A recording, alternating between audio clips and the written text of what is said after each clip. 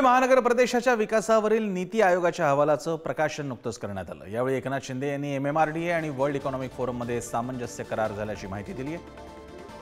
त्यामुळे महानगराच्या विकासाला गती मिळणार असंही ते म्हणाले। त्यामुळे हाऊसिंग, IT सेक्टर, SRA प्रकल्पांनाही चालना मिळणार असंही शिंदे म्हणाले। यावरून आदित्य ठाकरेंनी मात्र निशाणा साधला। पण मित्रा सुरू केला ते आपलं पहिलं राज्य हे सुरू करणार, त्यामुळे सगळ्या माध्यमातून या राज्याचा सर्वांगीण विकास झाला पाहिजे, सर्व सेक्टरमध्ये विकास झाला पाहिजे।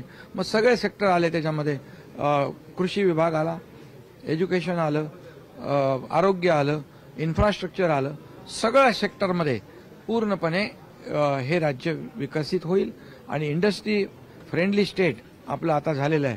आणि म्हणून हे वर्ल्ड इकॉनॉमिक फोरमच्या माध्यमातून आम्ही 5 लाख कोटीचे MOU साईन केले। असं त्याच्यावर खूप विचार केलेला आहे आणि काही स्टॅटिस्टिक्स दिलेत, काही आकडे दिलेत त्याच्यात।